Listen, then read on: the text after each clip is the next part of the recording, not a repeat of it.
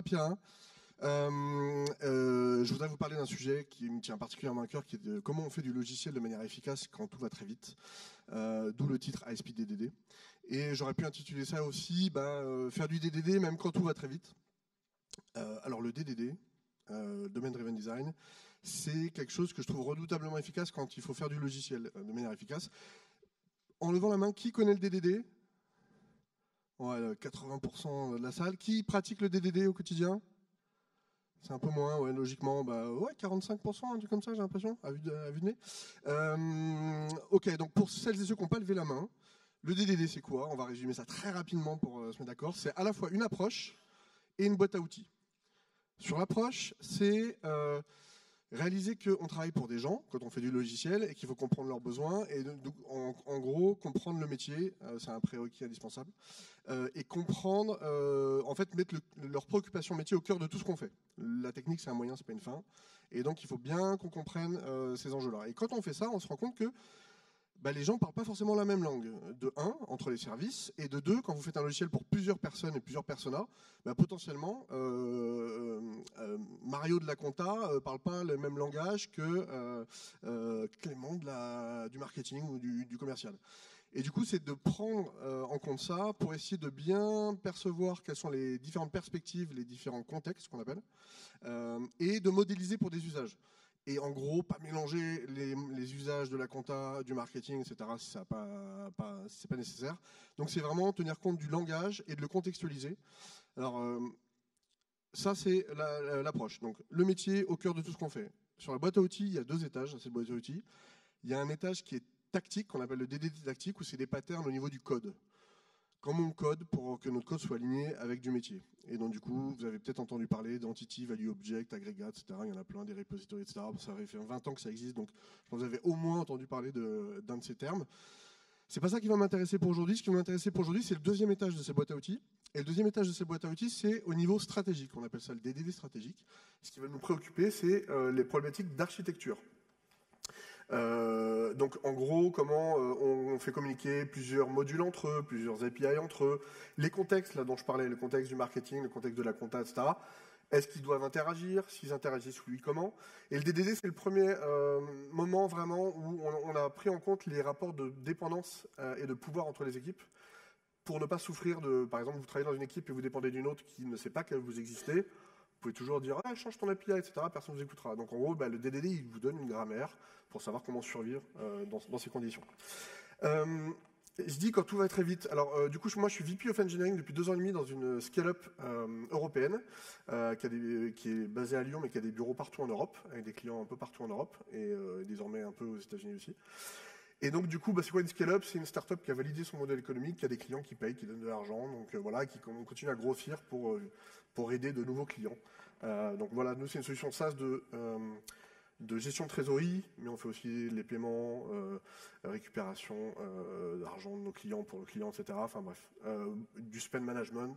Donc ça s'élargit, et du coup il faut grossir, il faut continuer à faire de la valeur pour nos clients.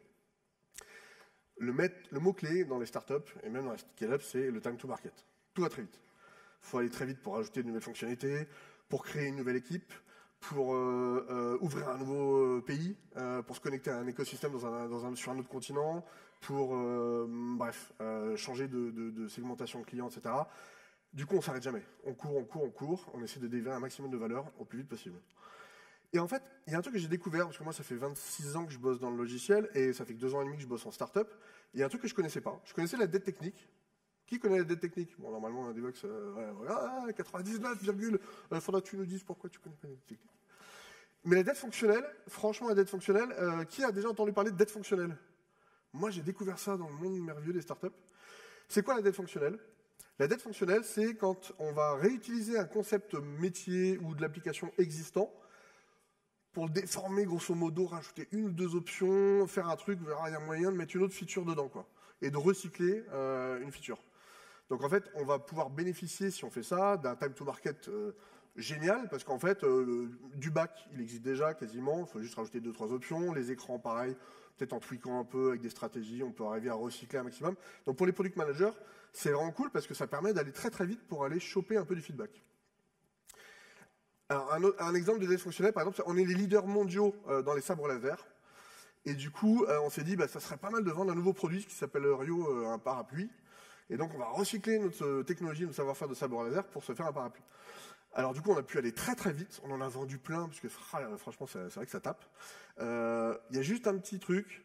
Faut pas que nos clients touchent d'autres gens, sinon ça les tue. C'est juste le petit inconvénient. Mais bon, ça nous a permis d'aller très vite sur le marché, etc., etc. Un autre exemple de dev fonctionnel en image, c'est cette maison témoin qui est construite sur un immeuble. On se dit, bon, on veut fabriquer des nouvelles maisons.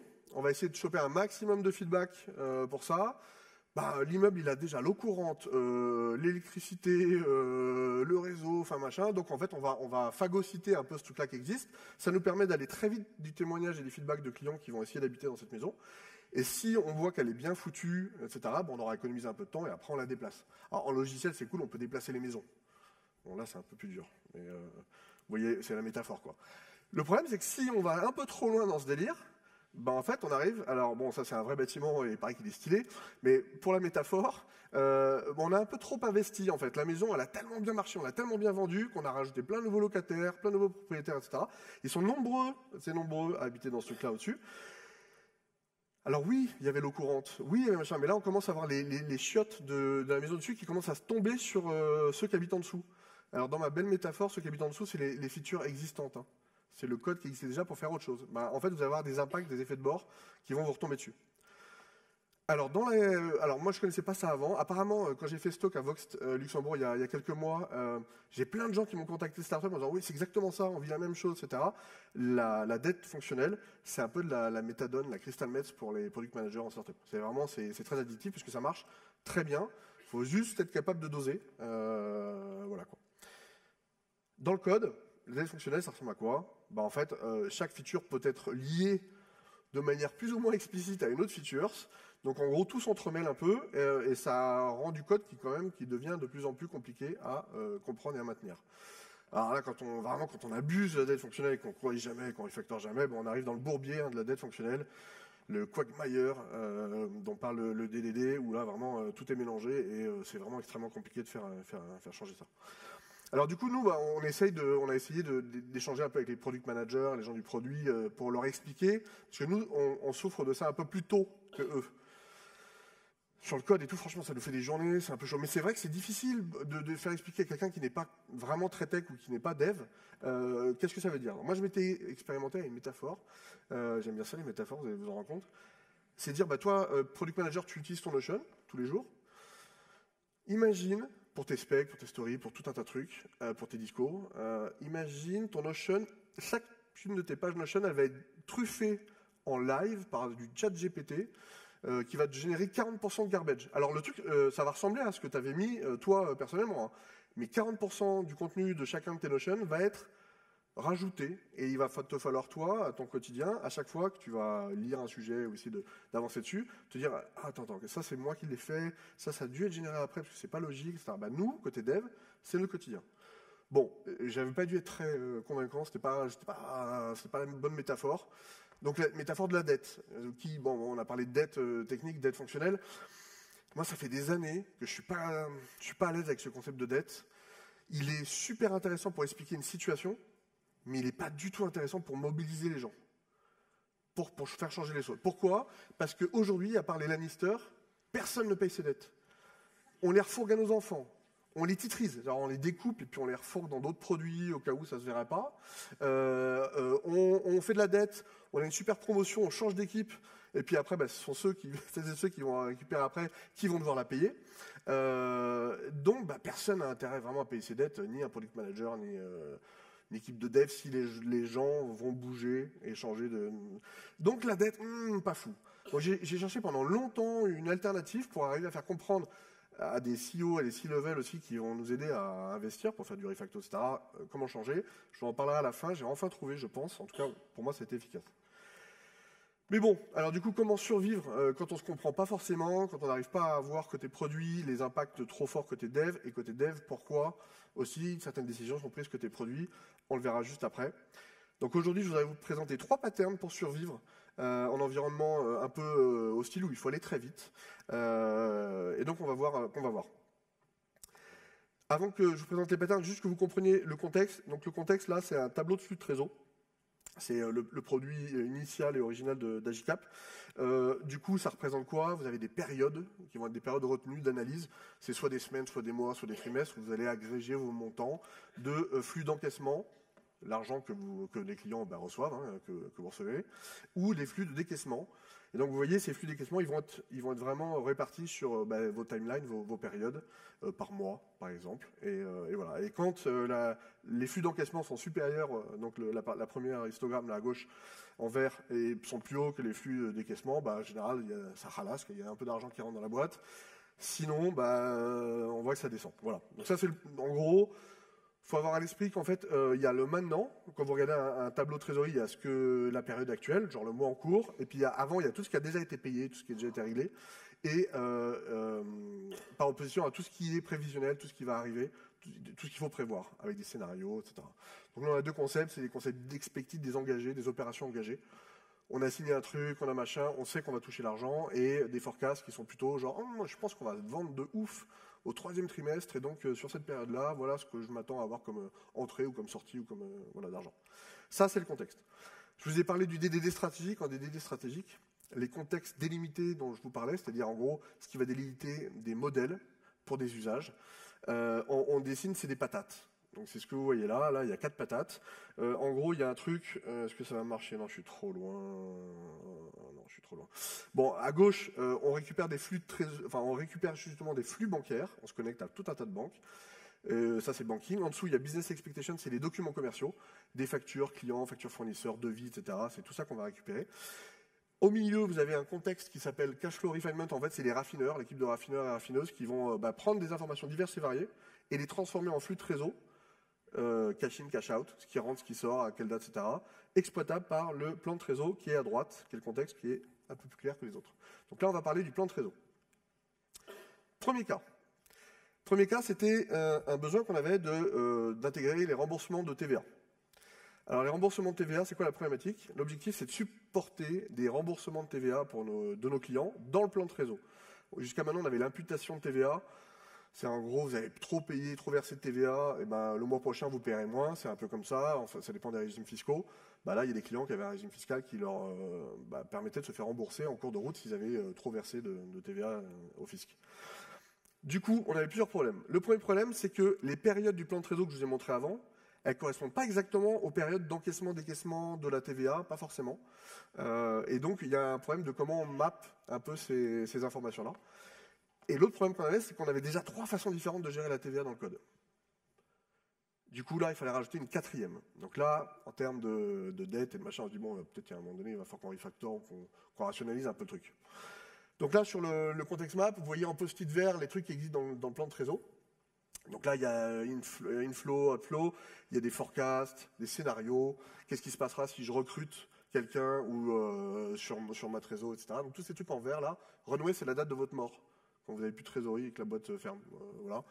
Et en rouge, c'est ce qu'on voulait rajouter. Et donc autour de en rouge clair, c'est ce qui existait déjà sur la TVA, les montants de TVA, les collectes, etc. Et en rouge, c'était les remboursements. La question qui se pose à nous, c'est comment modéliser les remboursements de TVA à venir dans le logiciel. On a commencé à discuter avec le produit. Donc là, l'équipe, la squad en question a discuté avec son et sa product manager. Le produit dit, qu'est-ce qu'on fait? Les remboursements de TVA, on les met sous forme d'opération engagée, donc une opération à date donnée, etc., ou on les met sous forme de prévision, parce que c'est les deux bestiaux qu'on a dans le plan de trésor déjà, quoi. Côté dev, déjà, les périodes du plan de trésor ne correspondent pas vraiment aux périodes de TVA, comme je disais juste avant.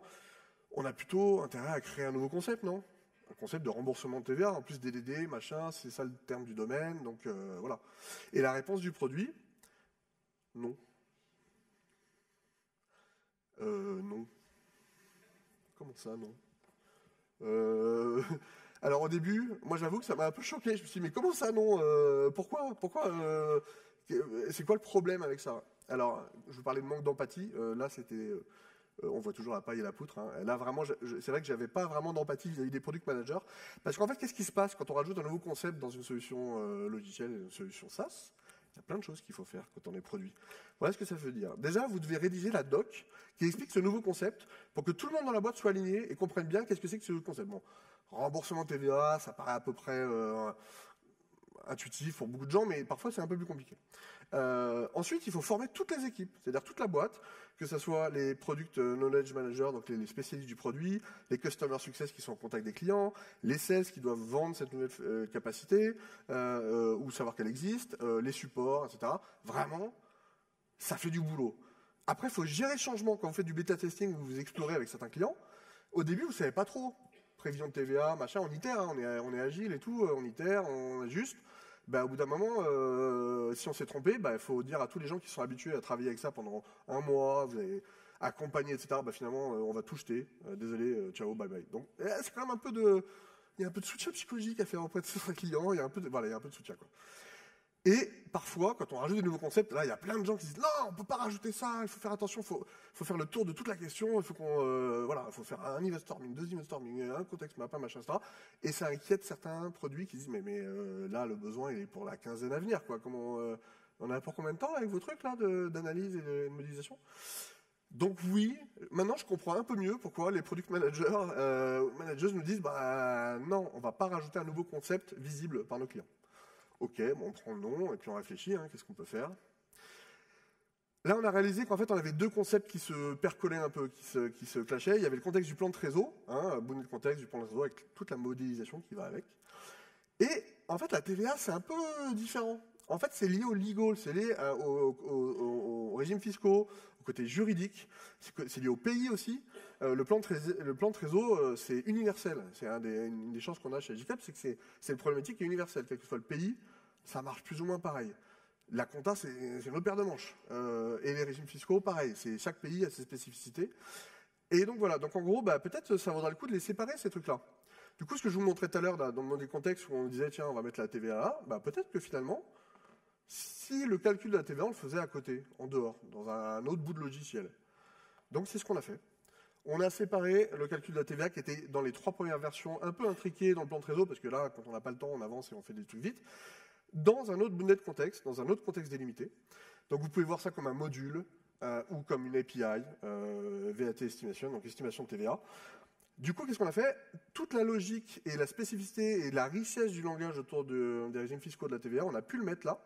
On a pu le coder de manière très moderne, des façons de tester qui nous convenaient mieux et qui n'étaient pas exactement forcément les mêmes façons de tester que la partie plan de réseau. Et on s'est fait cette bulle d'isolation, entre guillemets, avec un truc qui était nouveau. Vous voyez un petit lien entre les deux, c'est ACL, ça veut dire quoi? Ça veut dire qu'en fait, c'est comme un filtre qu'on a mis en entrée du contexte d'estimation TVA pour que le contexte du legacy, la modélisation du legacy du plan de réseau ne vienne pas nous polluer. Donc on va rester ferme sur nos appuis. Nous, on calcule de la TVA par rapport à ce qu'on a collecté, par rapport à des périodes de temps qui bougent, qui varient, par rapport à tout un tas de trucs. Je ne veux pas être impacté par les contraintes du plan de réseau et les modélisations. Donc du coup, il y a une métaphore de la rivière en DDD entre différents bonnets de contexte. C'est une rivière qui irait entre cash flow plan et estimation de TVA. Quand vous êtes en haut et que vous laissez tomber des détritus, ne faites pas ça. Mais ça arrive sur l'équipe qui est en dessous, en bas de la rivière. Pour se protéger contre ça, vous avez compris, c'est toujours une métaphore, on peut mettre des filets de sécurité. On récupère les bouteilles en plastoc que les autres jettent négligemment. Les bouteilles en plastique, c'est des modèles qui sont intéressants pour l'équipe du dessus et dont nous, on se fiche. Et du coup, on va filtrer, on va adapter. Donc c'est un adaptateur aussi, une anti-corruption layer. ACL, c'est aussi un adaptateur.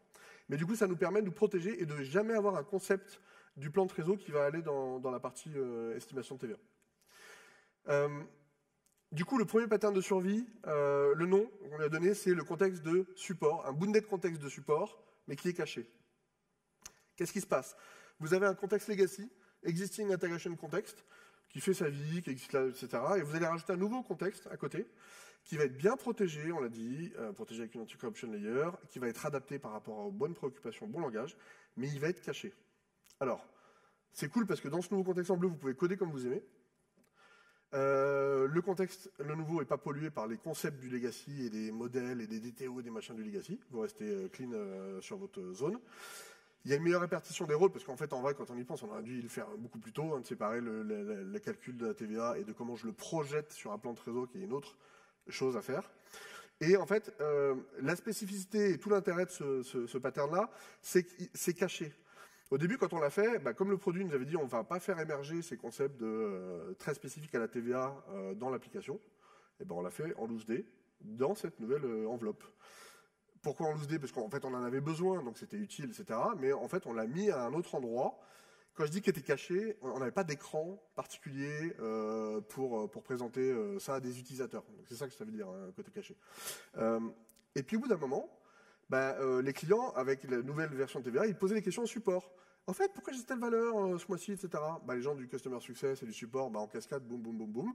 Ça arrive à l'équipe de dev, au Product Manager. Si le Product Manager ou la Product Manager n'est pas capable d'expliquer, l'équipe de dev qui regarde le code, etc. Et du coup, ça fait beaucoup d'allers-retours. Donc nous, on avait un truc à un moment donné, on a dit aux gens du support, si vous voulez, on peut vous faire une petite interface de back-office qui vous explique tout le détail, puisque nous, le calcul, on fait bien, etc. Donc vous aurez tout le détail. Le truc est arrivé, et au bout d'un moment, les product managers se sont dit, en fait, c'est stylé votre truc, on va l'info que vous avez sous la main, on va finalement l'exposer directement aux clients, qui arrêteront de solliciter le support, etc., et qui pourront être autonomes. Donc c'est caché jusqu'à ce que vous puissiez le faire popper au moment où on pense que ça a de la valeur pour le produit, pour les clients. Parfois ça ne l'aura pas, ça vous sert juste de façon stylée de coder et d'implémenter un truc compliqué. Mais voilà. Alors là, normalement, dans la salle, il y a des gens qui vont me faire va des rétro Yagni, Yagni, you ain't gonna need it. Tu fais un truc dont tu n'as pas besoin, c'est pas comme ça qu'il faut faire, etc. Alors en fait, premier tips and tricks. En fait, il y a Yagni, beaucoup de gens comprennent mal Yagni. Yagni, ça voudrait dire là, ça sert à rien, les amis, de faire cette porte en plein milieu d'un champ, parce que peut-être un jour, on ne sait jamais, on va mettre une barrière en plein milieu de ce champ. Donc construire cette porte-là, ça n'a aucun intérêt. Et donc Yagni nous dit, le faites pas, juste le faites pas, ça sert à rien parce que c'est hypothétique et la feature de couper ce champ en deux, quand on l'aura, on se posera la question, etc. Il y a Martin Fowler qui a écrit un article il y a quelques années là-dessus pour clarifier un peu ce que c'était et ce qui n'était pas Yagni. Yagni, c'est pas une justification pour négliger la santé de votre code base. Parce que moi, je l'ai vu très souvent dans plein de contextes, pas particulièrement chez Agicap, mais vraiment dans plein de contextes, c'est c'est un peu crade là ce qu'on a fait. Ouais, Yagni. Je sais pas si qui a déjà entendu Yagni exposé comme excuse pour faire des trucs un peu crado. Ouais, 35% peut-être, un truc comme ça. Ok. Martin Fowler, il explique que Yagni, ça s'applique uniquement aux fonctionnalités du logiciel. Si je fais un truc pour faire advenir une fonctionnalité qu'on n'est pas sûr de faire et qu'on ne va pas faire, là c'est du Yagni, on ne le fait pas. Mais il ne s'applique pas aux efforts pour rendre le logiciel souple et évolutif. Au contraire, en fait c'est une stratégie qui est viable, le Yagni, que si votre code il est souple et facile à modifier. Et donc c'est ça, voilà, si vous entendez Yagni à mauvais escient, n'hésitez pas à en discuter entre vous. Premier cas. Deuxième cas. L'intégration du plan d'endettement. En gros, on a commencé à rajouter un nouveau module chez Agicap qui permettait à nos clients de gérer leurs dettes. Genre, quand vous êtes une entreprise, vous prenez des emprunts et vous devez rembourser, etc. Donc voilà. Donc du coup, il y a une équipe qui a commencé à faire des écrans comme ça pour gérer le plan d'endettement de chaque société. Mais à un moment donné, en fait, on s'est dit, mais ce truc-là, c'est cool, ça a eu pas mal de traction. Il y a plein de clients qui étaient prêts à upsell ou à l'utiliser, etc. Ils ont dit, c'est vraiment stylé, mais en fait, je pourrais vraiment l'utiliser que quand ça sera dans le plan de trésor. Ça veut dire quoi? On ne peut pas vendre le nouveau module de dette tant qu'il n'est pas intégré. Les informations de ce module ne sont pas intégrées dans le plan de trésor. Une sorte de course contre la montre. Donc, il y a une équipe qui était hyper speed, c'est le plan d'endettement, qui dit aux autres, vas-y, faut l'intégrer vite dans toi, responsable du plan de trésor. Et puis voilà. L'autre problème, c'est que le module était quand même assez jeune, genre 1 mois. Et en 1 mois, il y a beaucoup de choses qui changent dans notre compréhension du métier, dans notre façon de réaliser, dans les DTO, dans les contrats, etc. On s'est mis autour de la table. Enfin, 2 équipes se sont mises autour de la table. Côté produit, on n'a qu'à considérer les échéances de remboursement de prêts sous forme de prévision. On a déjà un concept qui s'appelle prévision dans le plan de trésor. On mappe ça dans des prévisions et c'est nickel. Bon là, côté dev, ouais, mais les prévisions dans l'app, en fait, un remboursement d'échéance de prêt, c'est à une date donnée, c'est pas déplaçable. Alors que les prévisions dans le plan de trésor, on peut les déplacer. Donc si quelqu'un de nos clients fait ça, il peut se foirer sa trésor. Et puis une prévision, c'est sur un intervalle de temps. Alors qu'en fait, un remboursement d'échéance de prêt, c'est toujours à la même date, plus ou moins. Et voilà. Donc c'est On n'a qu'à créer plutôt un nouveau concept dans le code, un truc qui se rappellerait remboursement d'échéance de prêt. Réponse du produit, non. Bon, je ne vais pas vous la refaire, changer la couleur.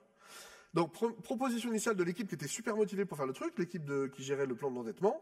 Ils se sont dit, bon, on va réfléchir, on va vous aider, puisque vous êtes très occupés côté plan de trésor, on va réfléchir pour vous, on va vous aider, on va vous faire une proposition. On n'a qu'à, dès qu'il se passe un truc dans le plan d'endettement, on va lever un événement, on va le balancer dans un Rabbit, dans un broker de messages, et puis vous n'avez qu'à le consommer. En gros, tout ce qui arrive chez nous, vous le consommez, vous le récupérez chez vous. Donc là, vous allez le récupérer, vous avez le consommateur, vous mettez un adaptateur, si vous voulez, pour transformer un signal, un modèle du plan d'endettement sous forme de forecast. Donc l'adaptateur, il va faire ça, il transforme ça en un forecast, qui fait partie du modèle de plan de trésor, et vous le stockez dans votre base, comme ça, quand vous affichez le plan de trésor, vous avez tout ce qu'il faut, c'est-à-dire les infos que vous aviez déjà, plus les nôtres. Est-ce que vous voyez le problème avec ça, à la lumière de tout ce que je vous ai dit?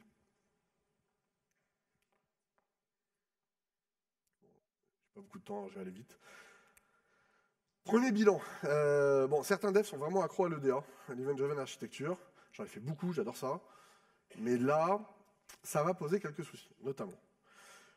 Le concept de plan d'endettement en bas à droite, ils sont jeunes et changeants. Ça veut dire quoi? Ça veut dire que si vous commencez à aspirer ce truc-là et commencez à garder une copie, une adaptation locale chez vous, ça va vibrer beaucoup, ça va vibrer souvent. Et en fait, vous allez devoir vous retrouver à gérer le cycle de vie de la donnée de l'autre, mais chez vous. Surtout que vous ne maîtrisez pas, qui bouge tout le temps. Donc il va falloir que vous vous dites dans mon modèle, j'avais ça avant. Est-ce que ça avant, c'est la même chose que ce truc-là qui ne ressemble pas vraiment, mais qui ressemble un peu pareil? Donc vous allez faire du rapprochement, de la réconciliation, des migrations de données, de modèles de données chez vous, côté consommateur, côté plan de trésor.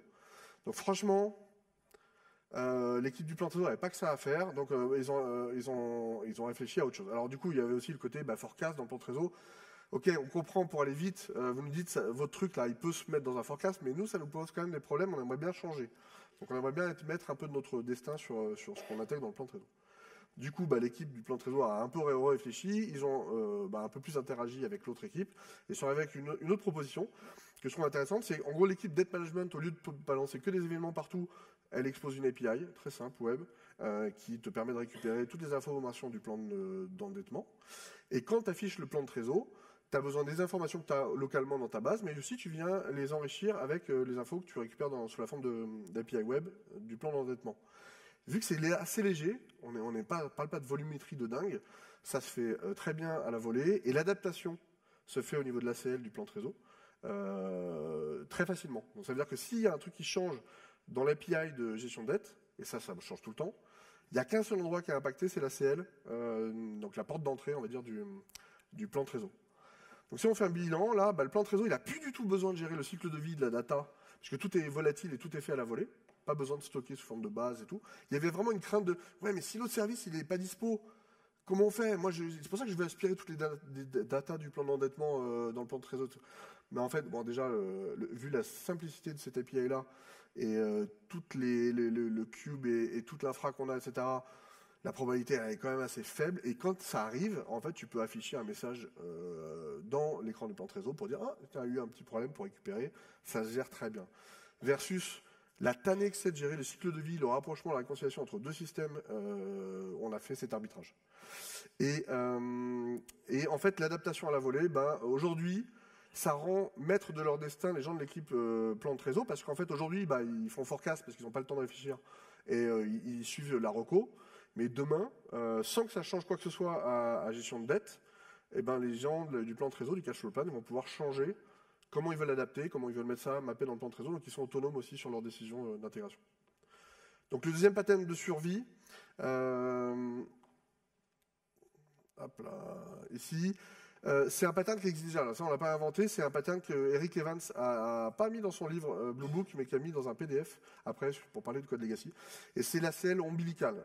C'est quoi? Ça veut dire en gros, un peu comme un cordon ombilical entre une maman et un fœtus, en gros c'est, on va traduire à la volée, on ne stocke pas, on ne persiste pas, on ne gère pas le cycle de vie, et on fait cette adaptation, on a ce filet de sécurité pour éviter que le plan de trésor, donc le legacy contexte, se fasse polluer par les concepts nouveaux du plan d'endettement, mais ça se fait à la volée, donc on n'a pas besoin de gérer le cycle de vie. Alors du coup, deuxième tips, attention aux effets de mode et au marteau en or. Bon, on en a toujours dans notre industrie. Fut un temps, c'était les microservices. Après, il y a eu CQRS. Après, il y a eu de l'EDA.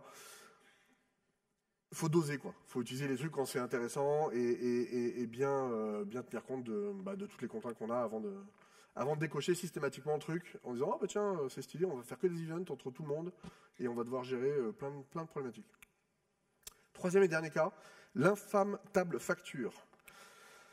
On était dans une situation un peu délicate, un bourbier du legacy dans lequel on avait vraiment du mal parce qu'au bout d'un moment, à force de ne pas gérer la dette fonctionnelle et technique, on arrive dans cette situation-là. Ça, c'est une rare image de dette fonctionnelle dans son état naturel.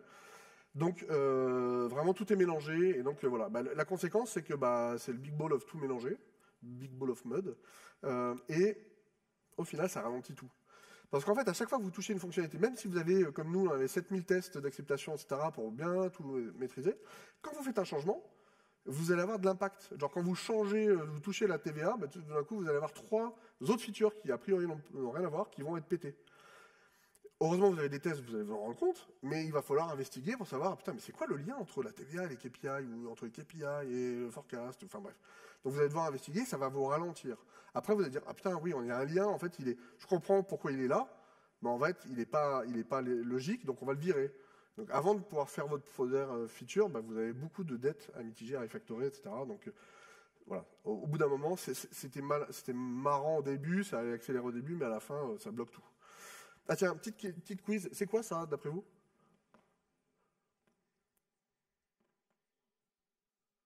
Bon, c'est 2 microservices et leur shared database. Ça, c'était Mathias Verres qui avait tweeté ça fut un temps.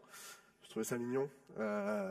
Qui a déjà vu une situation comme ça? On a plein de microservices, mais on a tout dans la même database. Et si la base, elle tombe, voilà, un peu distributed, big ball of database. L'infâme table facture, elle est au milieu, elle est dans ce cash flow refinement qui est les raffineurs et les raffineuses. Hein. Du coup, on prépare, on chope des infos bancaires, des informations commerciales, et on met tout ça dans forme de flux de réseau pour les gens du plan de réseau. Donc c'est là où ça arrive. Alors, l'objectif qu'on avait là, c'était d'améliorer notre time to market, parce qu'à chaque fois qu'on devait faire un truc, et que d'autres équipes voulaient faire un truc, ils avaient besoin du travail de cette équipe. Premier problème, on ne peut pas changer le code sans avoir des effets de bord dans tous les sens sur d'autres sujets. Et surprenant. Pas glop. On avait un bout de net contexte du milieu, les raffineurs et les raffineuses, qui étaient avec beaucoup trop de responsabilités. Donc la gestion de la charge mentale, Team Topologies, ils ont beaucoup travaillé là-dessus, sur la charge mentale max d'une équipe, etc. Là, on était vraiment dans un cas où ça commence à faire. Et enfin, la table facture, en fait, elle est excessivement grosse en data et en colonnes, puisque c'était le réceptacle de tout le monde, l'étoile de la mort là qu'on voyait avant, où toute nouvelle feature, j'ai déjà une table qui existe, la table facture, boum, on rajoute des colonnes, on rajoute des champs, et voilà. Donc en termes de tuple, de volumétrie et en termes de colonnes, c'était balèze. Et tout ça, c'était utilisé cette table facture, elle a été utilisée par tout le code legacy. Donc comment on fait pour s'en sortir? On a un peu réfléchi. Alors, pour modulariser un monolithe, qui était une grosse partie de notre activité depuis 2 ans, là, sur ce volet-là, en fait, moi, il y a un pattern que j'aime bien qui s'appelle The Hive, qu'on présentera sûrement avec Julien Topsu bientôt. Moi, c'est un pattern que j'utilise depuis des années, et Julien a aussi expérimenté ce truc-là, et c'est en gros, on met des hexagones, des archives hexagonales à l'intérieur d'un monolithe, et on branche des adaptateurs in-proc, etc. Il y a plein d'enjeux, il y a plein de challenges pour faire ça. On avait déjà commencé à faire ça, et en fait, on n'avait pas complètement modularisé notre modulite. Il y avait encore des modules qui étaient trop gros, celui du milieu, là, et qu'on voulait continuer à découper. Donc là, vous voyez des candidats à l'extraction. Il y a 2 candidats en pointillé à l'extraction au milieu du legacy. Il y a 2 autres modules qu'on a déjà réussi. Alors tout ça, c'est dans le monolithe, hein, mais il est modulaire. Donc en gros, là, on a bien distingué un peu proprement le A et B en bleu et rouge en bas, là. Mais dans le legacy, on veut extraire. Comment on fait? Un autre pattern de survie, extraction de modèle d'écriture. La démarche, c'est la suivante. On extrait un nouveau module dans le code, bien isolé, etc. Et on lui adjoint un propre data store, son modèle d'écriture. Et on dit, l'honneur sur ce sujet-là, le modèle d'écriture, il est là, dans ce nouveau data store, pas dans la table facture. Ensuite, on considère la table legacy, donc la table facture, comme un simple modèle de lecture.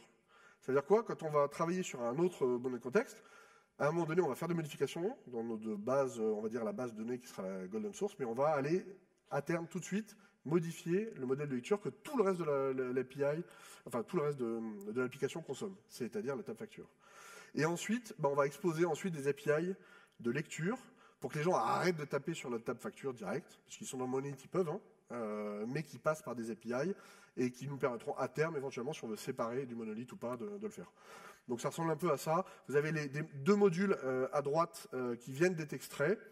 Ils ont chacun leur data store avec des bases de données qui ont des formes diverses et variées. Il y a le legacy à gauche, avec la table facture, là vous voyez legacy DB, et puis vous avez des consommateurs. Alors là, il y a des consommateurs directs, donc dans le monolith consuming legacy A, il va consommer directement par la table, et puis le consuming legacy B en bas, il va consommer par une API de lecture, même si c'est à l'intérieur du monolith. Il ne va pas faire du SQL, il va taper sur une API. Donc, voilà pour les 3 patterns pour survivre. Bon, c'est cool, mais ça reste des patterns de survie. C'est pas... bon, c'est quand on survit, quoi. Et à part les Lannister, personne ne paye ses dettes aujourd'hui, comme je vous disais tout à l'heure. Donc en gros, comment on fait pour essayer d'éviter d'avoir trop de dettes fonctionnelles et qu'on dose un peu plus sur le sujet? Ben, en fait, il y a quelques semaines, j'ai enfin trouvé une métaphore qui me convient et qui a réussi à convenir aussi à des gens du COMEX, à des gens du board et à des gens non tech. J'ai eu ce feedback-là. C'est quoi? C'est la métaphore du réseau routier. Expliquer à des gens qui ne sont pas devs que le code, la code base, c'est comme un réseau routier sur un pays ou sur un département. Le réseau routier, il est parcouru au runtime par des utilisateurs, par des clients, qui utilisent le logiciel, etc. Donc ils prennent leur voiture, ils prennent une route de A à B. Chaque ville, c'est une fonctionnalité, c'est un module, c'est ce que vous voulez. Mais aussi, ce réseau routier, il doit être entretenu par des devs, par des techs et des devs. En gros, il faut qu'on entretienne ces routes, parce que un bug, ça peut être une route où il y a des clous sur la route. Ça peut être une route qui s'effondre, comme ici. On ne peut plus passer par là. Donc du coup, comme on ne peut plus passer par là, on a un problème de volumétrie, etc. Ben, on va faire une autre route, une autre API, ou un autre data store, on va faire le contour, etc. Et du coup, en fait, à travers cette métaphore que je décris dans un article dans Medium, que vous pourrez aller voir, il y a une version française aussi, ça a pu permettre de toucher des gens qui ne sont pas tech et de comprendre quel était l'impact, pourquoi ça impactait les devs, pourquoi ça impactait les clients, et pourquoi c'était intéressant de rénover certaines routes, de creuser des tunnels, de faire une autoroute à la place d'une nationale, bref, d'avoir tout un lexique pour échanger là-dessus. Et si on prend encore un peu plus de recul, en fait, à la base, il faudrait peut-être gérer le problème à la racine. Ce problème-là de difficulté de communication entre produits et dev. Les produits qui voulaient aller rapidement et qui proposaient déjà des solutions, un peu trop sur l'espace de la solution, et des devs qui arrivaient un peu trop tard sur l'espace de la solution. Mais c'est quand même dur de communiquer, donc il n'y a pas de secret. D'ailleurs, cet après-midi, moi j'ai une université de 3 heures sur ProcessCom pour apprendre à mieux communiquer, gérer les conflits et s'exprimer, gérer un peu le stress. Mais en tant que dev, nous, on a besoin de temps.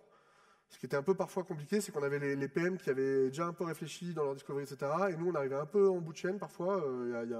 Ça va beaucoup mieux, mais nous, pour modéliser, pour avoir des bonnes idées, etc., on a besoin de temps, on a besoin de réfléchir, on a besoin d'itérer, etc. Et donc ça, il faut le faire assez tôt. Donc on a besoin de se parler beaucoup plus tôt et beaucoup plus souvent. Chose qu'on a fait de plus en plus. Et un autre truc qu'on a expérimenté qui est pas mal, c'est le dual track. Je sais pas qui connaît le dual track de Marty Kagan, vulgarisé par Marty Kagan. Bon, peut-être 2% de la salle. Marty Kagan, c'est un peu le gourou du product management. Et il y a plein de talks intéressants de lui et des bouquins. Et en fait, il a piqué cette idée en fait à Jeff Patton, qui lui-même avait piqué, on verra après à qui d'autre. Mais en gros, c'est quoi? C'est 2 tracks. C'est la même team, mais il y a 2 tracks. Il y a un track de continuous discovery. Donc la discovery que faisaient les PM avant dans leurs outils, Looker, machin, dans les trucs d'analytics, de stats, en fait, on va l'adjoindre avec des trucs un peu plus vénères, on va faire plus de prototypes. Donc du coup, le ou la product manager va travailler avec des devs, souvent front, qui vont faire du mashup d'API, qui vont faire des prototypes. C'est du code qu'on va jeter, mais qui va nous servir à lever des hypothèses. Est-ce qu'il y a de l'attraction pour cette feature? Est-ce qu'il y a des gens qui sont intéressés? On va faire de la B-testing, on va faire plein de trucs comme ça. Donc c'est vraiment du code pour apprendre. Du coup, c'est pas solide, c'est pas machin, on s'en fout, c'est vraiment du proto. Et si on valide dans la discovery, qui est en flux continu, qu'il y a des trucs qui sont intéressants, là on descend dans la track de continuous delivery, que vous connaissez très vraisemblablement, plus classiquement. Et donc là, on fait les choses un peu quali, même si on les fait de manière itérative et maligne, on les fait quand même quali, parce qu'il y a des enjeux de sécurité, des enjeux de performance, etc. Et de maintenabilité, etc. Donc en gros, voilà. Donc Marty Kagan, Jeff Patton, mais encore comme souvent dans l'informatique, c'est des idées qui sont venues par des meufs et que les mecs ont piqué. Donc la nana en question, c'est Desjuicy. qui a proposé ça en premier. J'ai mis Teresa Torres aussi parce qu'elle, c'est un peu une super spécialiste de la continuous discovery, le track du dessus là. Elle a écrit beaucoup de cet ouvrage notamment. C'est très concret. C'est comment vous êtes product manager, comment vous êtes tech, faire de la continuous discovery, c'est quoi les outils, comment on fait quoi. Et du coup, l'intérêt, c'est d'explorer, d'expérimenter, et on continue de le faire, quoi. Donc, le dual track, c'est certaines équipes qui explorent, qui voient si ça leur va, de faire du prototypage. Alors, au début, on avait une ou deux personnes côté produit qui étaient un peu réticentes, parce que c'est pas ça qu'on leur a appris et qu'ils avaient l'habitude. Donc, un truc malin, vous dites que c'est un MVP, ou c'est un MVP super plus machin, pour faire comprendre qu'en fait vous allez prototyper, vous allez faire du prototype. Mais ça peut passer dans les si jamais vous avez des blocages, parce qu'en fait dans les faits ça marche tellement bien qu'en général ils vont dire ah putain c'est super cette façon de faire du MVP un peu différent. Machin. Donc dual track franchement n'hésitez pas à explorer. Et puis c'est tout pour moi. Merci pour votre attention.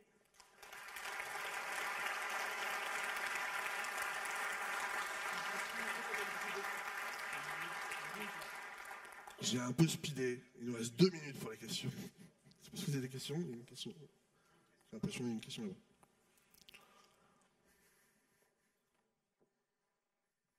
Merci beaucoup pour le talk, c'était super intéressant. J'ai une question par rapport, quand tu comparais l'Event Bus avec l'ACL, en fait, tu disais dans un cas, ça va être plus embêtant parce que le service est jeune, de l'autre côté, il est mis à jour très fréquemment, l'API change. Pour moi, que tu consommes un endpoint d'API REST ou que tu subscribes à un broker, tu vas subir de la même façon les changements d'API fréquents. Et même si tu as un ACL qui te permet de te décorréler un peu de ça, tu vas le subir de plein fouet quand même. Est-ce que quel est ton avis là-dessus? Alors, je suis complètement aligné avec toi. Le point clé, c'était plus ombilical qui était important que ACL. Dans les deux cas, tu as besoin d'une ACL pour adapter d'un modèle et pas te laisser polluer par le modèle de l'autre. Mais ce que tu veux éviter là avec ce ombilical ACL, c'est de gérer le cycle de vie de la data de l'autre. Enfin, ta version sous le manteau, tu vois, celle que tu as adaptée et machin. Parce qu'ils évoluent et toi, tu dois faire le lien à chaque fois entre ce que tu as déjà inséré. Donc, c'est ça que tu veux. Donc, dans les deux cas, il y a un ACL. Peut-être que du coup, c'était mal présenté, mais c'est vraiment la partie ombilicale qui est importante dans ce contexte-là. De ne pas gérer le fardeau, de gérer le cycle de vie de l'autre, quand ça bouge beaucoup. Une fois que c'est stable, après. Il y a d'autres questions? On me dit que c'est fini. Écoutez, merci beaucoup pour votre attention. Bon débat. Alors...